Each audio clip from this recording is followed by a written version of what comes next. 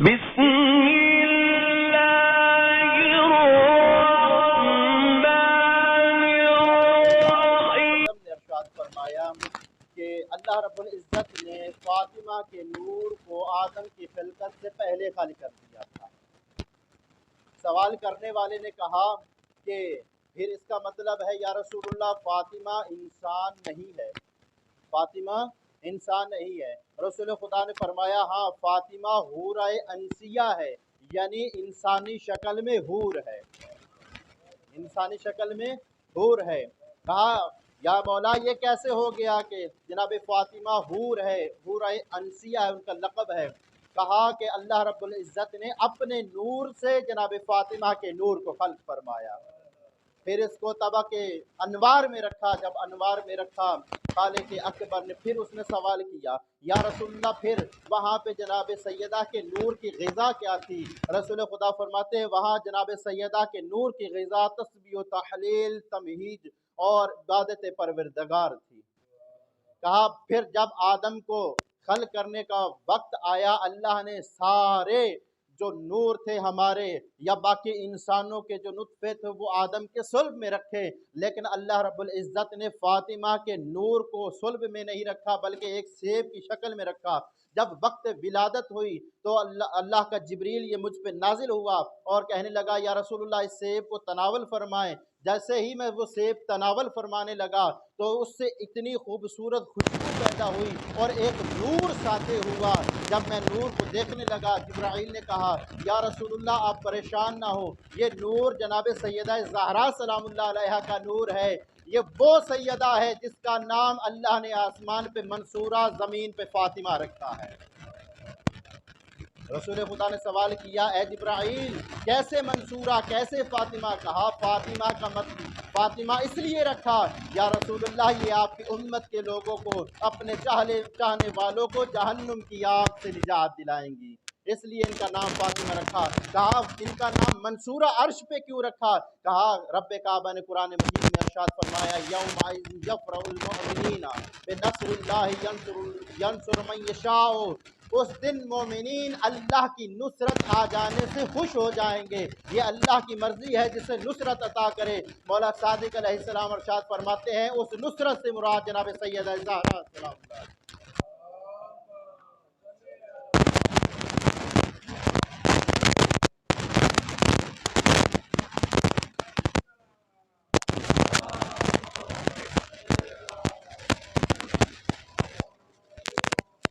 میں بڑی تیزی سے گزر رہا ہوں، اس نصرت سے مراد جناب سیدہ زہرا کا نور ہے، اور اس نور کی حالت دیکھیے، اس نور کی عظمت دیکھیے، اس نور کے ساتھ جو شے منسلک ہو جاتی ہے اللہ اس میں بھی نور پیدا فرما دیتا ہے۔ میں نے تاریخ میں پڑھا، سیرت معصومین علیہ السلام میں پڑھا، واقعہ ہے کہ ایک دفعہ مولا کائنات امیر المؤمنین علی علیہ السلام کو قرض کی حاجت پیش ہوئی۔ جناب مولا نے اب جو جناب سیدہ کی چادر تھی وہ ایک یہودی کے پاس گروی رکھ دی۔ جب گروی رکھ دی اس کے بدلے میں جو کچھ دی وہ یہودی لے گیا، چادر کو رکھ دیا اس نے کمرے میں۔ جب رات ہوئی ہے توجہ کیجیے گا، عظمت چادر جناب سیدہ زہرا سلام اللہ علیہا، جب رات ہوئی ہے تو وہ خاتون اس یہودی کی بیگم جو تھی اس کمرے میں جاتی ہے تو دیکھتی ہے پورا کمرہ نور سے جگمگا رہا ہے۔ وہ پریشان حالت میں اس کے پاس آتی ہے، کہتی ہے پتہ نہیں کیا ہمارے کمرے میں ہو گیا ہے۔ وہ شخص آتا ہے اس کمرے کو دیکھتا ہے، جب اندر جاتا ہے وہ تعجب میں آ جاتا ہے کہ وہ نور جناب سیدہ زہرا کی چادر سے ساطع ہو رہا ہے۔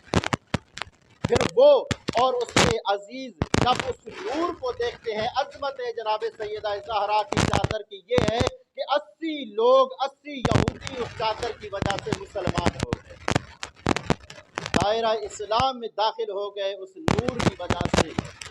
اور فرمایا کہ جناب سیدہ کے نور کی تابش دیکھیے کہ جب یہ شہر رمضان ایک کتاب ہے اس پہ یہ نقل ہے کہ جب مہتاب اپنی جوگن پہ ہوتا، فل جسے کہتے ہیں 14ویں کا چاند، جیسے ہی 14ویں کا چاند نکلتا اگر جناب سیدہ زہرا بغیر چادر کے یعنی حجاب کے بغیر اگر باہر آ جاتی تو اس چاند کی روشنی ماند پڑ جاتی، جناب سیدہ کا نور جگمگاتا نظر آتا۔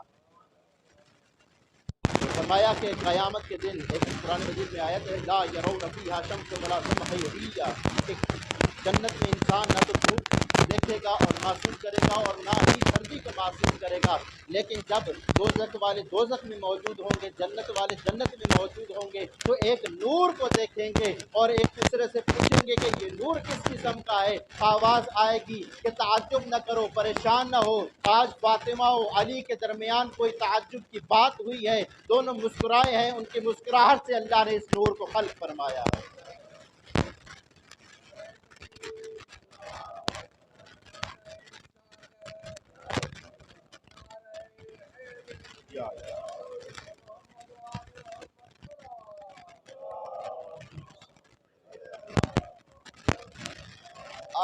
आखिरी वाक़या नूर के हवाले से और दो जुमले मसाइब के, कि जब हज़रत आदम व हव्वा को रब काबा ने खल्क़ फरमाया, जब ये जन्नत में चहल कदमी किया करते थे, तो चलते चलते इनका अक्स जब पड़ता किसी शय के ऊपर और ये अपने आप को देखते, तो अपने आप के ऊपर एक किस्म का फ़ख्र करते कि अल्लाह ने हमें कितना खूबसूरत पैदा किया है।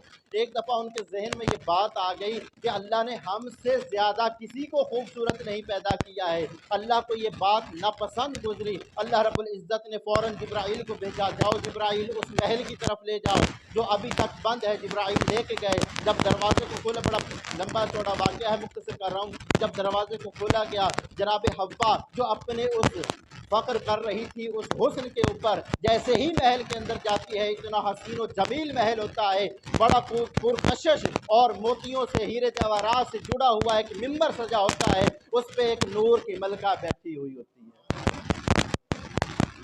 और उसके हुस्न से जनाब हव्वा की आंखें चिंधिया जाती हैं और वो अपने हुस्न पे शर्मिंदा होना शुरू हो जाती हैं कि मेरा तो हुस्न इसके मुकाबले में कुछ नहीं है।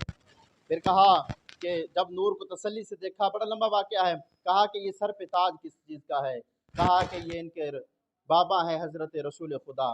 फिर पूछा कि ये इनके गले में गुलूबंद कैसा है, कहा कि ये इनके शौहर नमदार हज़रत अली अलैहिस्सलाम है। कहा कि इनके कानों में दो गोशवारे किस चीज़ की अलामत है, कहा कि दो बेटे हैं, एक हसन है एक हुसैन है। बस पहली दफ़ा जो गिरिया हुआ हुसैन से और अहले बैत अलैहिस्सलाम पर वो यही वाक़या है बाज़ रिवायात के मुताबिक। फिर उसने सवाल किया आदम हव्वा से, कहा कि इब्राहीम ये एक गोशवारा सब्ज़ क्यों है, एक गोशवारा सुर्ख क्यों है। पहला गिरिया जो अहले बैत पे हुआ हुसैन अलैहिस्सलाम पे, इब्राहीम ने कहा ए आदम, इस सैयदजादी के जो बेटे होंगे, एक का नाम हसन है एक का हुसैन है, जिसको देख रहे हो ना सर्द, इस बेटे को ज़हर से शहीद किया जाएगा और ये वो मज़लूम इमाम है कि जिसका कायनात में ऐसा जनाजा है जो सफ़ेद लिबास में जाता है, सफ़ेद कपड़े में जाता है, लेकिन जब वापस पलटता है तो सुर्ख हुआ होता है। ए आदम, ये जो सुर्ख देख रहा है ना गोशवारा, ये इसका दूसरा बेटा हुसैन है, जिसको तीर और तलवारों के साथ भूखा प्यासा करबला की सहरा में शहीद कर दिया जाएगा। इसकी लाश को घोड़ों के सुल्मों से पामाल किया दिया जाएगा।